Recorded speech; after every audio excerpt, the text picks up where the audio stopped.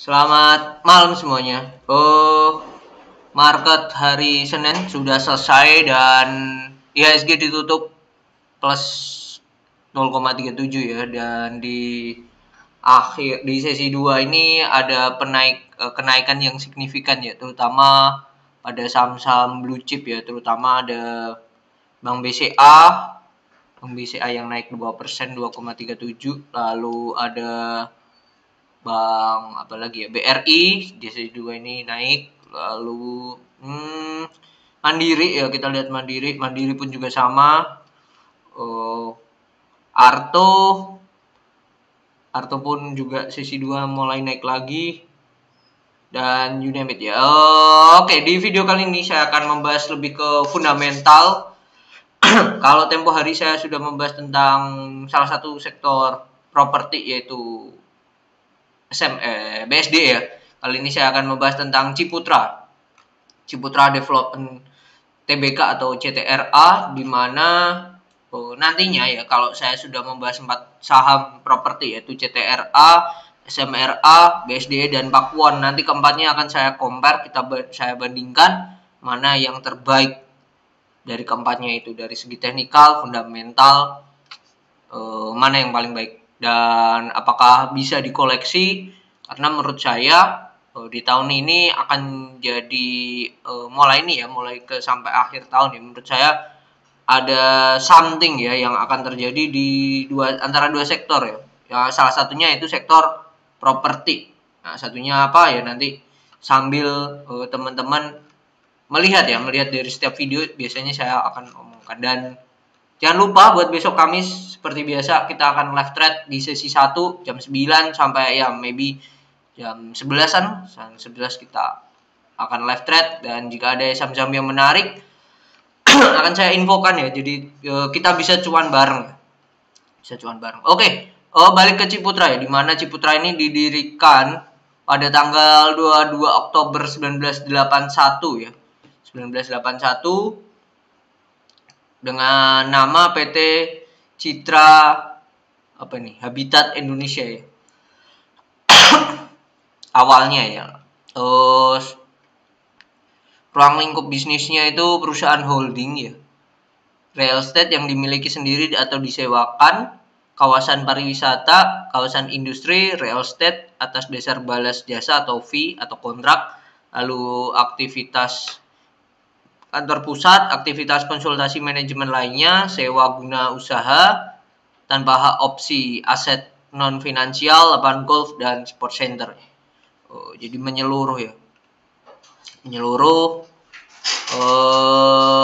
Oke ya, dan ini aksi-aksi korporasi ya, dimana dia IPO di tahun 94. Dia IPO 94 berarti 13 tahun setelah berdiri dia IPO ya, dan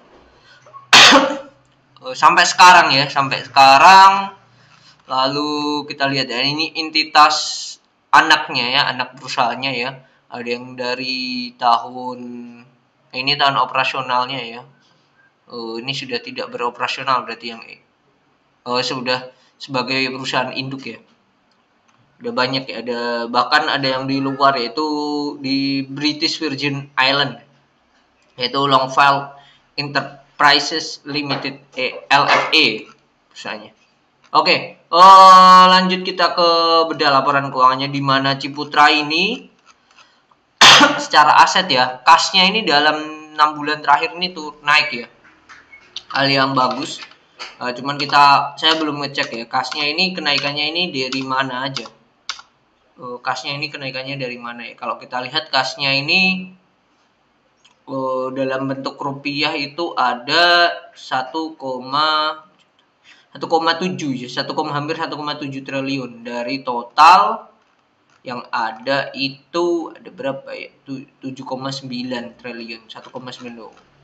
Tidak terlalu besar juga, dan yang di dalam bentuk dolar itu 134 miliar ya.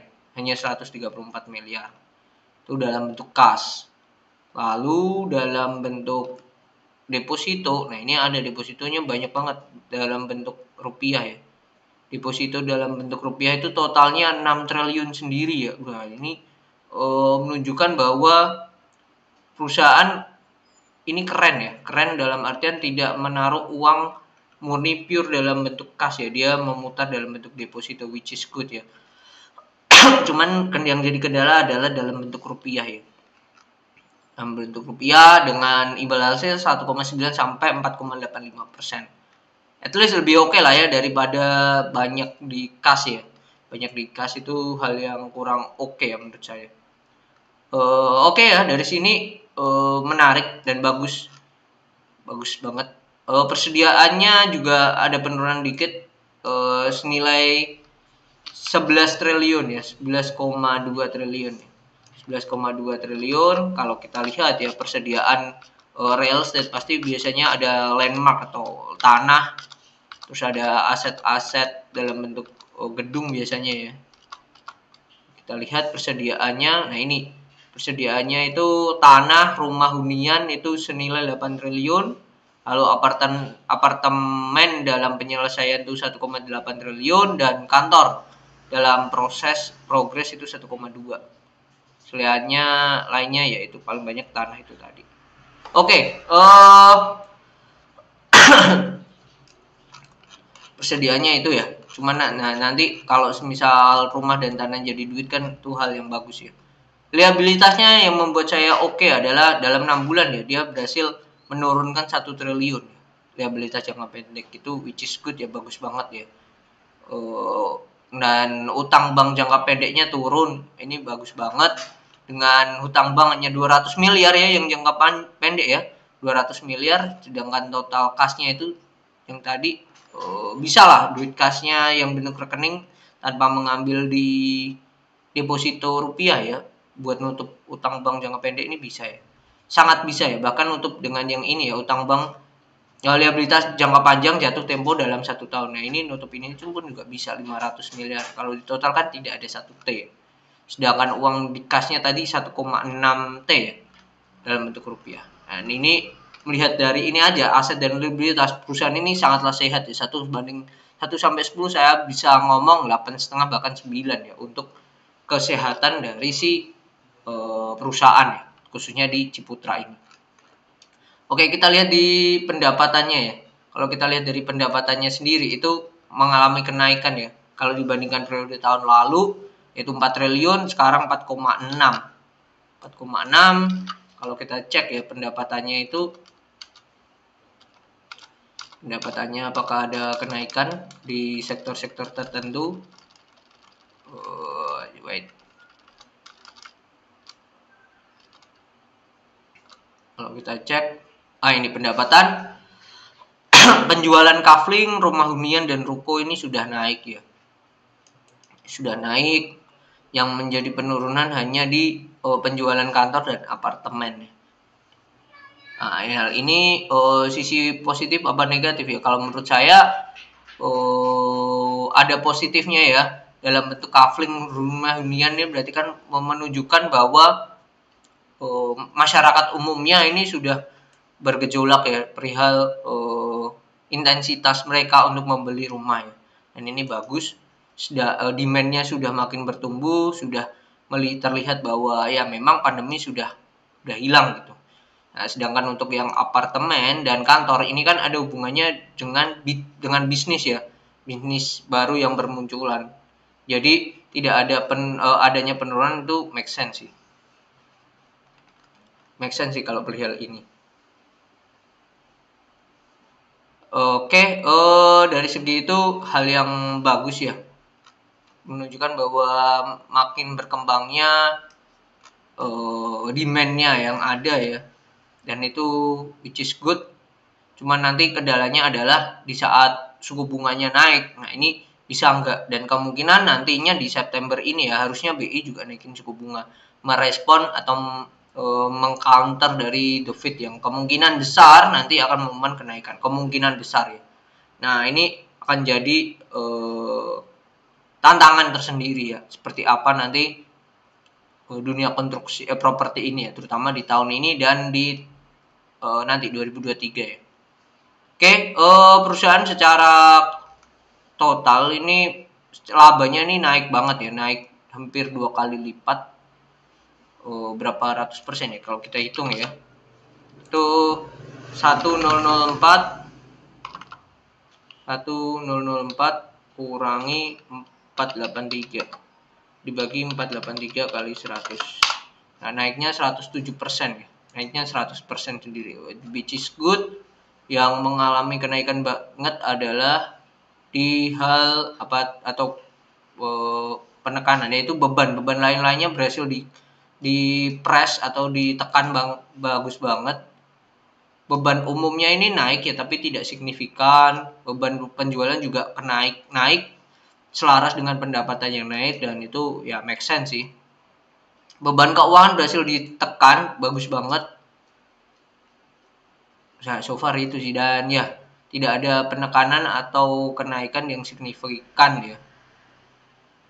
Terutama pendapatannya sendiri ya. Dari pendapatannya sendiri sudah naik berapa tuh?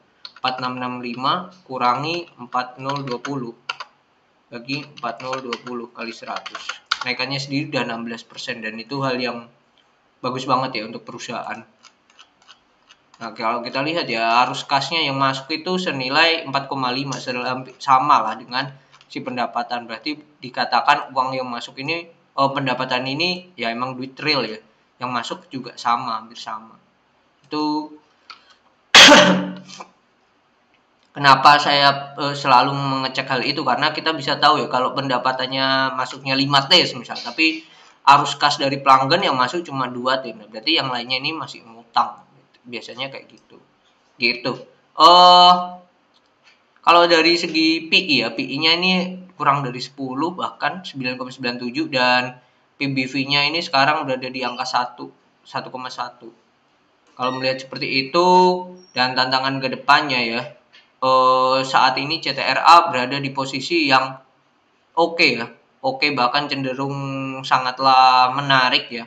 Posisi harganya belum juga naik terlalu tinggi ya, naik terlalu tinggi, dan labanya selama Q2 ini sudah 900 miliar. Sebelumnya itu dalam 1 tahun itu 1,7 T.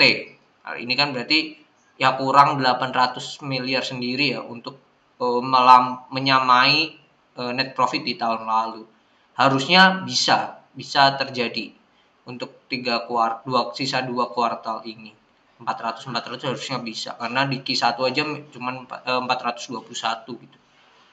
Oke, melihat seperti ini harusnya CTRA kedepannya akan makin naik, tapi tantangannya itu tadi, saat suku bunga dinaikkan bisa nggak perusahaan tetap bisa mencapai laba yang setidaknya sama lah dengan di 2021. So far CTRA oke, dan saya bisa mengatakan lebih oke, sedikit lebih oke dibandingkan BSDI untuk sekilas sekarang ini secara fundamentalnya. Dan perusahaan juga secara rasionya sehat banget ya. Jadi bisa dikatakan CTRA ini layak lah ya untuk dikoleksi. Mungkin itu video kali ini tentang CTRA, dan kesimpulannya adalah CTRA menarik ya. Menarik, dan bagi teman-teman yang pengen request sama apa yang mau dibahas, tulis saja di kolom komentar, entah itu teknikalnya, fundamentalnya, sok monggo ditulis saja, boleh. Nanti akan saya bahas di lain kesempatan di video yang lain. Oke, ini tuh video di kali ini tentang CTRA. Semoga bisa membantu teman-teman, dan juga semoga bisa menambah insight pandangan dari teman-teman. Sampai jumpa di video belajar investasi saham lainnya. See you on the next video. Bye.